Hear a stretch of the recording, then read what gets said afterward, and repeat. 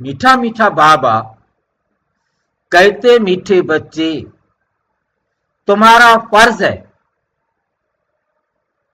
सबको स्थायी सुख और शांति का रास्ता बताना। हमारा फर्ज क्यों है भाई? हमारा फर्ज क्यों है सबको सुख और शांति का रास्ता बताना? ये हमारा फर्ज क्यों है? हम मुरली सुनने आ गए इसलिए? ये आपका फर्ज क्यों है भाई?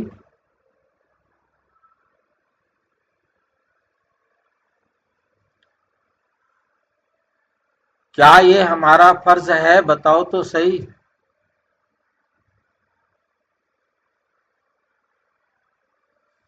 ये बाबा का ऑर्डर है या हमारा फर्ज है? हमारा तो बेटे बाबा से मिलन मनाना, भाई जी मुरली सुनना हमारा फर्ज है। मुरली सुनना तो फर्ज है, वो तो मुझे समझ में आया, इसलिए तो हम उठ के मुरली पढ़ रहे हैं। परंतु बाबा कहते तुमने सारी दुनिया को रास्ता दिखाना है, सबको परमानेंट सुख और शांति का रास्ता बताना तुम्हारा फर्ज है। ये हमारा फर्ज कहां से हो गया? मीठे बच्चे, तुम्हारा फर्ज है सबको स्थायी सुख और शांति का रास्ता दिखाना। ये जबरदस्ती है क्या? बाबा ने हमको अपना बनाया है, तभी तो बाबा कह रही है। अपना बना लिया, हम यही अपना अपना जो होता है उसके ऊपर जो मर्जी कह दो उसको। हमारी ड्यूटी क्यों लगा दिए? फर्ज माना ड्यूटी, हमारी ड्यूटी कैसे लग गई है भाई? हमने कोई फार्म भरा था? हम कोई नौकरी करने आए हैं? भाई जी क्योंकि हमें बाबा का परिचय मिला है। तो हमें मिला है तो हमने हम उठे हैं, हम आए हैं, हमें मेहनत की है, हमें परिचय मिला है। अब हम दुनिया को, सारी दुनिया को हम कोई और काम हमें नहीं करना, सिर्फ एक ही काम रह गया है क्या? हमारी ड्यूटी क्यों लगा दी? तभी तो सत्युग आएगा प्रजापति की। पता नहीं क्या बनेगा सत्युग में, हमें अभी फंसा के रख दिया।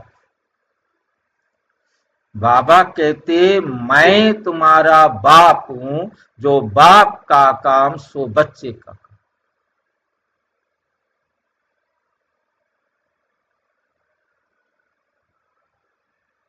जो काम बाप का है वही काम क्या है?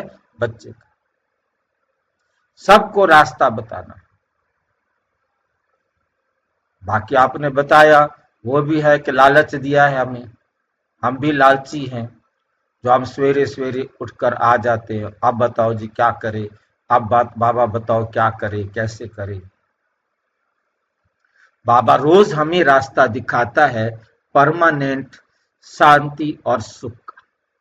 शांति में रहो और शांति की बख्शीश, इनाम दो। आप पहले शांति में रहो, और जब आप शांति में रहेंगे तो आपको शांति का इनाम मिलेगा। क्या इनाम मिलेगा हमारे को शांति में रहने से?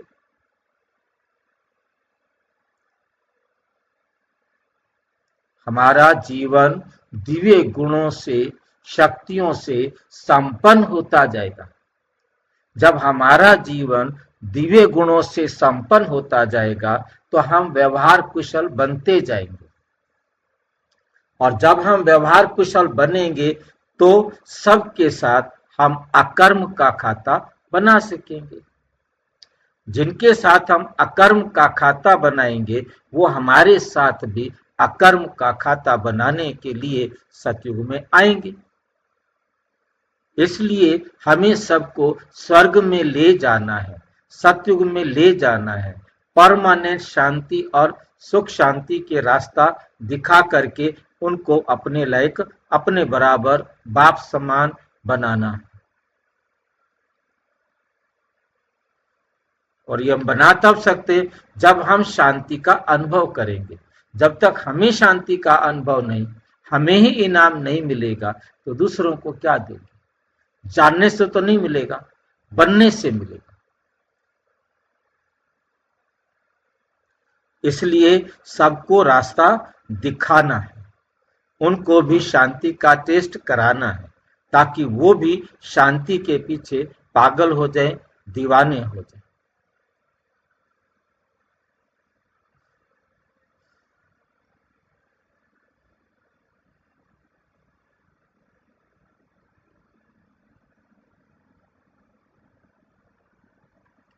किस गुह्य राज को समझने के लिए बेहद की बुद्धि चाहिए? कौन सा ऐसा गुह्य राज है बाबा के पास जो बाबा आकर हमें समझा रहे हैं? उसके समझने के लिए हमारे पास बेहद की बुद्धि चाहिए। हद की बुद्धि वाला इस राज को समझ नहीं सकता। ऐसा कौन सा राज है जो बाबा आके हमें समझा रहे हैं, जिसको समझने के लिए बेहद की बुद्धि चाहिए? बेहद की बुद्धि आत्मा के पास होती है। देह समझेंगे तो हम हद में आ जाएंगे। तो बेहद की बुद्धि के लिए हमें आत्म अभिमानी बनना है। ड्रामा की जो सीन जिस समय चलनी है उस समय ही चलेगी, इसकी एक्यूरेट आयु है। किसकी एक्यूरेट आयु है? इस ड्रामा की, इस सृष्टि चक्र की एक्यूरेट आयु है। बाप भी अपने एक्यूरेट टाइम पर आते हैं, इसमें एक सेकंड का भी फर्क नहीं पड़ सकता।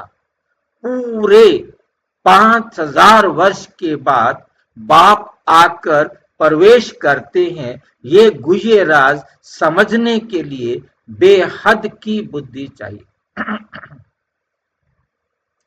गीत बदल जाए दुनिया, ना बदलेंगे हम। ओम शांति।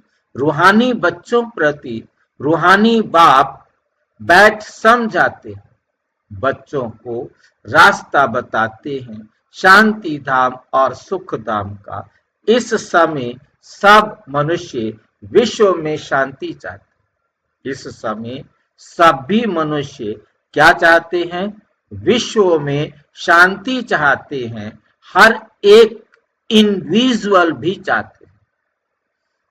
सब चाहते हैं मेरे को भी शांति हो और विश्व में भी शांति हो, क्योंकि मेरी शांति कायम तब रह सकती है जब सारे विश्व में शांति है। मेरे को सुख तभी मिल सकता है जब सब सुखी। यदि सब सुखी नहीं है तो मेरे को भी सुख नहीं मिल सकता। मेरे को भी खुशी मिल नहीं सकती जब तक सब खुश नहीं है। सबकी खुशी में ही मेरी खुशी है। सबकी खुशी का आधार मेरी खुशी।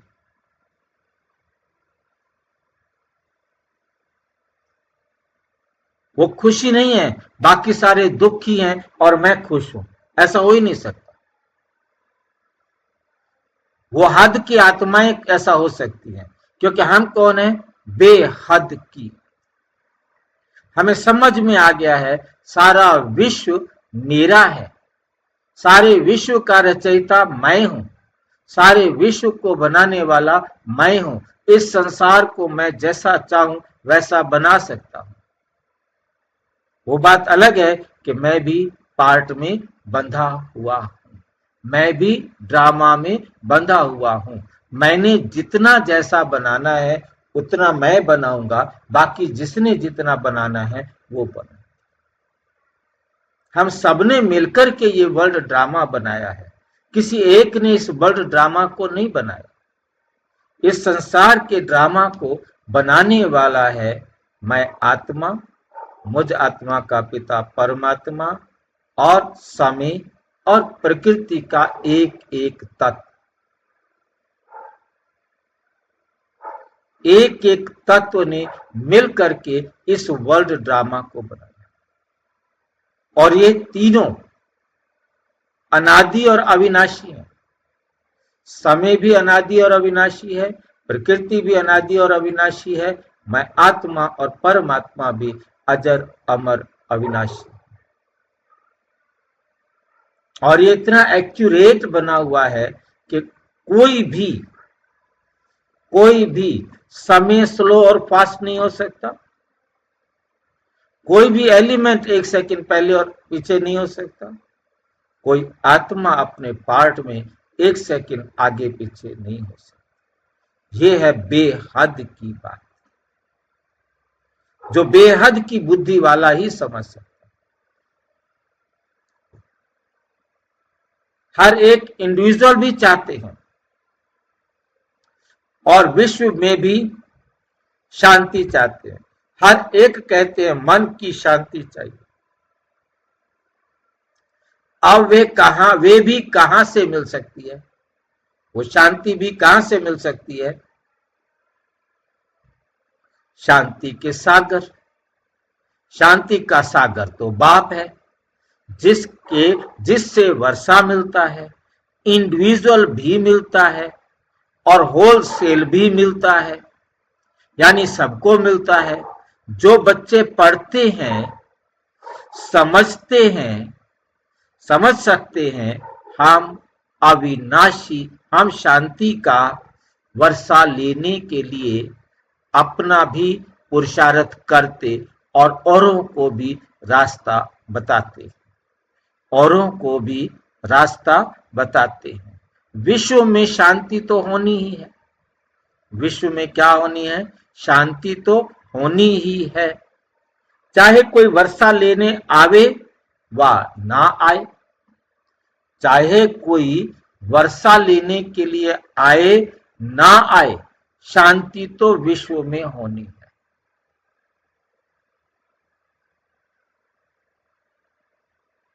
कोई ना नहीं आएगा तो भी हो जाएगी शांति क्या?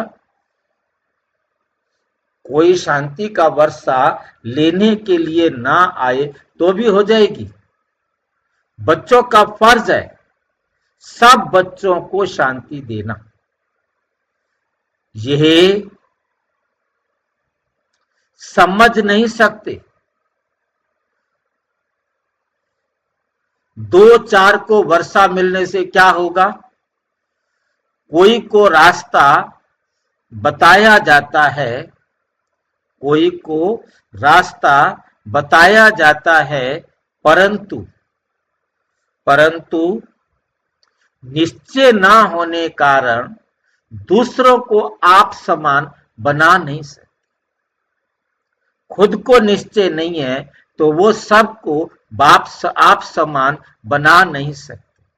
निश्चय बुद्धि है, वे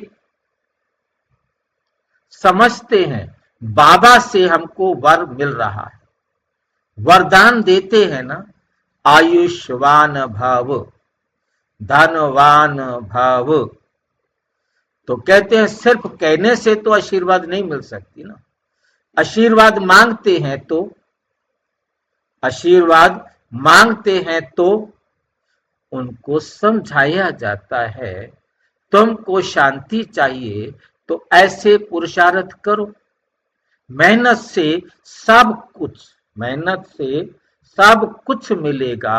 भक्ति मार्ग में कितना आशीर्वाद लेते हैं, माँ बाप, टीचर, गुरु आदि सब मांगते हैं। हम सुख और शांत रहें, परंतु रह नहीं सकते। क्यों? क्योंकि इतने ढेर मनुष्य हैं, उनको सुख शांति मिल कैसे सकती है? गाते भी हैं शांति देवा, बुद्धि में आता है, हे परम पिता परम आत्मा, हमको शांति की बख्शीश करो। वास्तव में बख्शीश उसको कहा जाता है जो चीज उठाकर दी जाए। बख्शीश क्या होती है? दान करना। बख्शीश क्या होती है? दान करना, कि कोई भी चीज हमारे पास है वो हम दूसरों को दे दें। हमने बख्शीश शांति सबको देनी है, कैसे देंगे? हमने सबको शांति देनी है, सुख देना है, बख्शीश देनी है शांति की और सुख की, कैसे देंगे?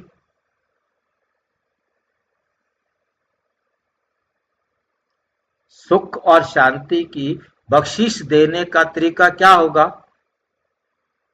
जो बाबा का परिचय ज्ञान हुआ है वो दूसरों को देना है। जब आपके पास नहीं है तो कैसे दोगे?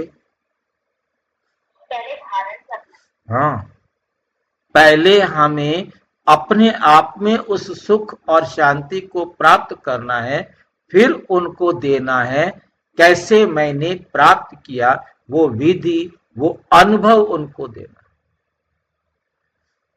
मैंने कैसे प्राप्त किया है वो मुझे देना है उनको। बाकी तू पढ़ मेथड वाले से नहीं, बाबा ने कहा ऐसे करो और आपने भी कहा ऐसे कर लो, नहीं, वो हमारा देना नहीं है। वो तो प्राइमरी टीचर वाली बात है। प्राइमरी टीचर भी नहीं कहेंगे, प्राइमरी टीचर तो एक्सपर्ट होती है, मतलब जैसे बच्चा है पढ़ के सुना दिया बस, नहीं, पढ़ के सुनाना नहीं है, हमने अनुभव से उनको देना है। बिना अनुभव के कुछ भी देना वो हमारा देना नहीं है। हमने तो तब दिया जब मैंने प्राप्त कर लिया, मेरे को समझ में आ गया ऐसे प्राप्त हो सकता है। मैंने प्राप्त करने के बाद उनको दिया। कोई कितनी भी मेहनत करते हैं,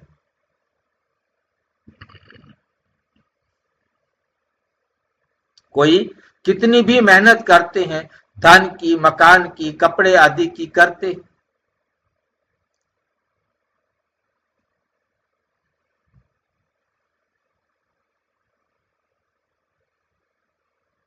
कहेंगे तुमको बख्शीश है, ये इनाम है। बाप कहते हैं बख्शीश कोई कितनी भी करते हैं, बख्शीश दान कोई कितना भी करते हैं, बांटते हैं फ्री में सबको, धन का दान करते हैं, मकान का दान करते हैं, कपड़े आदि के करते हैं, वो हुआ दान पुण्य अल्पकाल के। वे दान पुण्य क्या हुआ? अल्पकाल के लिए। मनुष्य को देते हैं, साहूकार गरीब को अथवा साहूकार को देते आए हैं। परंतु ये तो है शांति और सुख स्थायी। यहां तो कोई एक जन्म के लिए भी सुख शांति नहीं दे सकते, क्योंकि उनके पास है ही नहीं। देने वाला एक ही बाप है। उनको सुख शांति पवित्रता का सागर कहा जाता है। ऊंचते ऊंच भगवान की ही महिमा गाई जाती है। समझते हैं उनसे ही शांति मिलेगी। क्या समझते हैं? उनसे ही क्या मिलेगी? शांति मिलेगी। फिर वे साधु संत आदि के पास जाते हैं। क्यों? क्योंकि भक्ति मार्ग है ना, तो फेरा फिराते रहते हैं। वे सब है अल्पकाल के लिए पुरुषार्थ। तुम बच्चों का अभी वे सब बंद हो जाता है। तुम लिखते हो बेहद के बाप से 100% पवित्रता सुख शांति का वर्षा पा सकते हैं। यहाँ 100% अपवित्रता दुख अशांति है, परंतु समझते नहीं। कहते ऋषि मुनि आदि तो पवित्र हैं, परंतु पैदाइश तो वे भी विष से होती है ना। मूल बात है ये, रावण राज्य में पवित्रता हो ना सके। पवित्रता सुख आदि सबका सागर एक ही बाप है। सातों गुण आठों शक्तियों में सागर एक ही बाप है। तुम जानते हो हमको शिव बाबा से 21 जन्म अर्थात आधा कल्प 2500 वर्ष के लिए वर्षा मिलता है। ये तो गारंटी है। आधा कल्प सुख धाम, आधा कल्प है दुख धाम। सृष्टि के दो हिस्से, एक नई एक पुरानी। परंतु नई कब पुरानी कब होती है ये भी जानते हैं। झाड़ की आयु कितनी एक्यूरेट बता ना सके, झाड़ की आयु इतनी एक्यूरेट कोई बता नहीं सकता। अब बाप द्वारा तुम इस झाड़ को जानते हो, ये 5000 वर्ष का पुराना झाड़ है। कोई मुझे बताएगा 5000 साल का एक्यूरेट क्या क्या चीजें आती है, एक्यूरेट में क्या क्या चीजें आती है।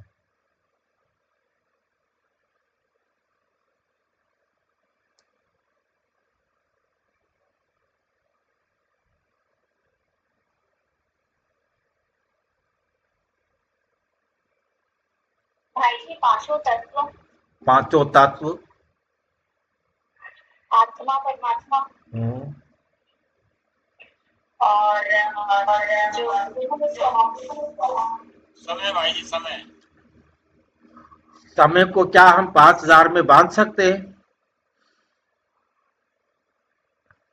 ये तीनों चीज मिलकर ही मतलब ड्रामा होता है।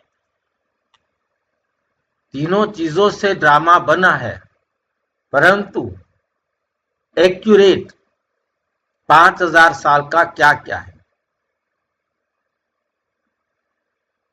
और भाई जी जो सत्युग की आत्माएं हैं जिन्होंने 84 जन्म लिए हैं और जिन्होंने कम जन्म लिए हैं, जिन्होंने कम जन्म लिए उनका 5000 साल का नहीं है।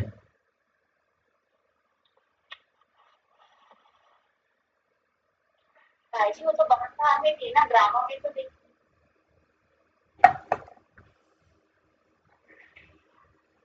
जो कुछ भी हम देखते हैं, जो कुछ भी ड्रामा में है, समय, पहले समय को हम समझ लें कि समय का चक्र भी एक चक्कर 5000 साल का है। जैसे 1 घंटा 60 मिनट का होता है, 1 मिनट 60 सेकंड का होता है, ऐसे सृष्टि चक्र का टाइम भी 5000 साल का है। ठीक 5000 साल बाद दूसरा चक्र शुरू हो जाता है समय का। इसलिए समय अनादि और अनंत है। एक लाइन में हो तो उसको अनादि और अनंत नहीं कर सकते। कोई भी तत्व, छोटे से छोटा, बड़े से बड़ा, पांचों तत्वों में से हर एक तत्व को एक्यूरेट टाइम पर 5000 साल बाद वहीं पहुंचना है। चाहे हम दुनिया के बड़े से बड़े सूरज को ले ले, चांद को ले ले, तारों को ले ले, किसी ग्रह को ले ले, उपग्रह को ले ले, सौर फैमिली को ले ले।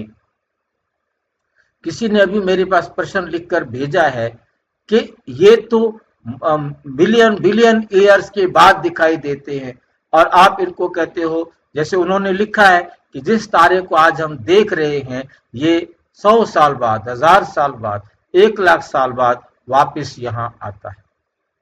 अरे भी वो 1 लाख साल बाद यहाँ आता है तो हर बार वो 5000 साल के अंदर कैसे बंधा हुआ है? ये प्रश्न पूछा गया, किसी ने मुरली में सुना होगा और उसने ये प्रश्न पूछा है कि एक जो ग्रह हैं, उपग्रह हैं, इनको तो लाखों साल लग जाते एक चक्कर लगाने के।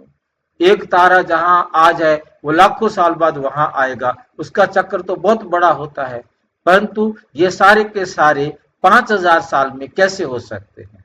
क्योंकि मैंने उसके अंदर ये चर्चा की है हमने बैठ करके कि एक वैज्ञानिक जिस तारे को आज बैठकर दूरबीन से देख रहा है और लिख रहा है उसके बारे में, तो ये निश्चित है कि 5000 साल बाद भी इसी समय वो उस तारे को दूरबीन से देखते हुए क्या करेगा? यही लिखेगा और इसी तारे को देखेगा। ये नहीं कि अगले कल्प में किसी और तारे को देख ले, ऐसा नहीं हो सकता। ये बेहद की बुद्धि के हिसाब से इस बात को बुद्धि में रखना है कि वो तारा भी, वही तारा 5000 साल बाद उसी समय उसे उसी दूरबीन से दिखाई देगा, वही कागज होगा, वही कॉपी होगी, वही पेपर होगा और वही पेन होगा और वही सब कुछ होगा। वही सब कुछ होगा। जो अब लिखा है वही लिखेगा और कुछ नहीं लिख सकता। उसके अक्षरों की बनावट, उसकी लेखनी, उसका शब्द कम या ज्यादा कुछ नहीं हो सकता। इतना एक्यूरेट आज बाबा हमें कहते, इतना एक्यूरेट आपको समझना। इनकी एक्यूरेट आयु को का तुमको पता है, और जो झाड़ होते हैं उनकी आयु का किसी को पता नहीं होता, अंदाज बता देते। तूफान आया, झाड़ गिरा, आयु पूरी हो गई। तो हमें बहुत अच्छी तरह समझना है, ये हमारा ड्रामा इतना एक्यूरेट है कि इसके अंदर हर एक छोटे से छोटा तत्व, बड़े से बड़ी चीज 5000 साल बाद वही होगी। हर आत्मा भी, परमात्मा भी, प्रकृति के पांचों तत्व भी, विज्ञान की दृष्टि से 118 तत्व भी, और समय भी एक्यूरेट चलता है। समय का एक चक्र, समय अनादि और अनंत है, परंतु समय का एक चक्र 5000 साल का है। हम आत्मा भी अजर, अमर, अनादि और अनंत है, परंतु हमारा भी ये चक्र 5000 साल का है। प्रकृति का एक छोटे से छोटा कोरोना भी, छोटे से छोटा एक जीवाणु भी 5000 साल में कब कब कहां कहां घूमता रहता है, वो उसी प्रकार से हर 5000 साल बाद घूमता रहेगा और एक्यूरेट टाइम पर पहुंचेगा। जबकि वो पराधीन है, खुद गति नहीं कर सकता, मतलब हवा भी तेज और कम नहीं हो सकती, उसी स्पीड से चलेगी उस समय, और उसको उतनी दूर हवा उठा करके ले जाएगी। कुछ भी, ये बैठ करके अच्छी तरह बुद्धि को समझाना है, कुछ भी आगे पीछे नहीं हो सकता।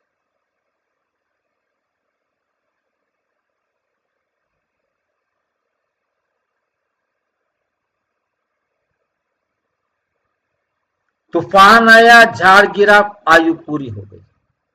मनुष्य को भी अचानक मौत होता है। इस बेहद के झाड़ की आयु पूरे 5000 वर्ष की। इस बेहद के झाड़ की आयु पूरे 5000 वर्ष की है। संसार के बाकी खेल, बाकी सब आगे पीछे पता नहीं कि कौन कब, परंतु ड्रामा अनुसार जो कुछ भी हो रहा है वो एक्यूरेट हो रहा है। इसमें एक दिन ना कम ना जास्ती हो सकता। एक दिन तो बहुत बड़ी चीज है, एक सेकंड भी बाबा कहते कम या जास्ती नहीं हो सकता, किसी का भी पार्ट, हर एक का पार्ट एक्यूरेट ही चलेगा, फर्क नहीं पड़ सकता। ड्रामा में जो सीन जिस समय चलनी है उस समय ही चलेगी, हूबहू रिपीट होना है। आयु भी एक्यूरेट है, बाप को भी नई दुनिया स्थापन करने आना है, एक्यूरेट टाइम पर आते। एक सेकंड का भी इसमें फर्क नहीं पड़ सकता।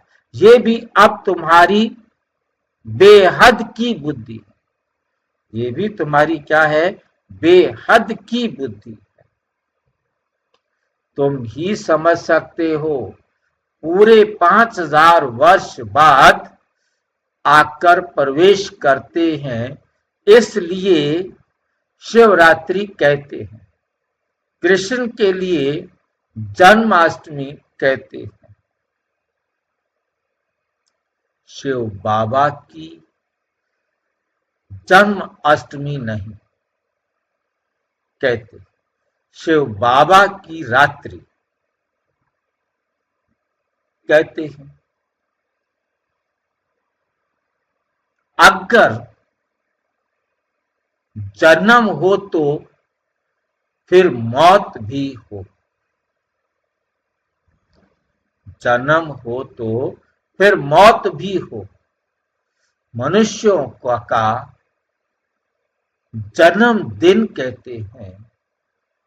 शिव के लिए हमेशा शिवरात्रि कहते हैं, शिव के लिए शिवरात्रि कहते हैं। दुनिया में इन बातों का कुछ भी पता नहीं। तुम समझते हो शिवरात्रि क्यों कहते हैं, जन्माष्टमी क्यों कहते हैं? उनका जन्म दिव्य अलौकिक है, जो और कोई का हो नहीं सकता। ये कोई जानते नहीं शिव बाबा कब कैसे आते हैं, शिवरात्रि का अर्थ क्या है। तुम भी जानते हो ये बेहद की रात है। भक्ति की रात पूरी हो दिन होता है, ब्रह्मा की रात और दिन तो फिर ब्राह्मणों का भी हुआ। एक ब्राह्मण का खेल थोड़े ही चलता है। अब तुम जानते हो अब दिन शुरू होना है। पढ़ते पढ़ते जाए अपने घर पहुंचेंगे, फिर दिन में आएंगे। आधा कल्प दिन और आधा कल्प रात गाई जाती है, परंतु किसकी भी बुद्धि में नहीं आता। वो लोग तो कहेंगे कि कलयुग की आयु 40,000 वर्ष बाकी है, सतयुग की लाखों वर्ष है। फिर आधा आधा का हिसाब ठहरता नहीं। कल्प की आयु को कोई भी जानते नहीं। तुम सारे विश्व के आदि मध्य अंत को जानते हो। ये 5,000 वर्ष के बाद सृष्टि चक्र लगाती रहती है। विश्व तो है ही, उनमें पाठ बजाते बजाते मनुष्य ही तंग हो जाते हैं। ये क्या आवागमन है। अगर 84 लाख जन्मों का आवागमन होता तो पता नहीं क्या होता। ना जानने के कारण कल्प की आयु भी बढ़ा दी, कल्प की आयु भी बढ़ा दी है। अभी तुम बच्चे बाप से सन्मुख पढ़ रहे हो, अंदर में भासना आती है। हम प्रैक्टिकल में बैठे हैं। पुरुषोत्तम संगम युग को भी जरूर आना है। कब आता है, कैसे आता है, ये कोई भी नहीं जानते। तुम बच्चे जानते हो तो कितना गदगद होना चाहिए, कितनी खुश होना चाहिए। तुम ही कल्प। भाई जी, हाँ जी, भाई जी, भासना का क्या मतलब होता है? महसूस होना। जी, जैसे कोई आपसे प्यार करता है तो आपको महसूस होगा कि हाँ वो प्यार करता है, गुस्सा करता है, नफरत करता है, मतलब उसकी हर बात से, चाल से सब कुछ महसूस होगा। भासना आती है उससे, उसको देखते ही महसूस होने लग जाता है। अर्थात माया पर जीत पाते हो फिर हारते हो। ये है बेहद की हार और जीत। उन राजाओं की तो बहुत ही हार जीत होती रहती है, अनेक लड़ाइयां लगती रहती हैं। छोटी सी लड़ाई लगती है तो कह देते अब हमने जीता। क्या जीता? थोड़े से टुकड़े को जीता। बड़ी लड़ाई में हारते हैं तो फिर झंडा गिरा देते हैं, क्या समझे हैं? बड़ी लड़ाई में हारते हैं तो झंडा गिरा देते हैं। जैसे उनका देश का झंडा होता है ना, वो अपने झंडे को नीचे गिरा देते हैं। इसका मतलब हमने हार स्वीकार की, अब आप हमारे राजा हो, हमारा झंडा नहीं, हमारा राज्य खत्म। फिर और वृद्धि होती जाते हैं, वृद्धि होते जाते हैं। पहले पहले इन लक्ष्मी नारायण का राज्य था, फिर और राजाएं आने शुरू हुए। पहले तो लक्ष्मी नारायण का राज्य था, थोड़े से थे, फिर जनसंख्या बढ़ती जाती है तो और राजा बनते जाते हैं। जैसे पोप को दिखाते हैं, पहले पोप एक था, फिर नंबरवार और पोप भी बैठते गए। किसकी मृत्यु का तो ठिकाना ही नहीं है ना, कब कौन चला जाए इसका तो कोई भरोसा नहीं है ना। तुम बच्चे जानते हो, हमको बाबा अमर बना रहे हैं, अमरपुरी का मालिक बना रहे हैं। कितनी खुशी होनी चाहिए। ये है मृत्यु लोक, वो है अमर लोक। इन बातों को नया कोई नहीं समझ सकता, इन बातों को नया कोई समझ नहीं सकता। कितनी खुशी होनी चाहिए। ये है मृत्यु लोक। समझ ना सके कोई, इनको मजा नहीं आएगा। जिनको समझ में नहीं आएगा उनको मजा भी नहीं आएगा, पुरानों को आएगा। दिन प्रतिदिन वृद्धि को पाते रहते, दिन प्रतिदिन वृद्धि को पाते रहते हैं। उनमें सहनशीलता भी बहुत होनी चाहिए। उनमें क्या होनी चाहिए? सहनशीलता भी बहुत होनी चाहिए। यह तो आसरी दुनिया है, दुख देने में देरी नहीं करते हैं। तुम्हारी आत्मा कहती है हम अभी बाबा की श्रीमत पर चल रहे हैं। हम संगम युग पर हैं, बाकी सब कल युग में। हम अभी पुरुषोत्तम बन रहे हैं। पुरुषों में उत्तम पुरुष पढ़ाई से ही बनते हैं, पढ़ाई से ही चीफ जस्टिस आदि बनते हैं ना। तुमको बाप पढ़ाते हैं, इस पढ़ाई से अपने पुरुषार्थ अनुसार पद पाते। जितना जो पढ़ेंगे उतनी ग्रेड मिलेगी ना। राजाई की ग्रेड कैसे? उस पढ़ाई में राजाई की ग्रेड नहीं होती।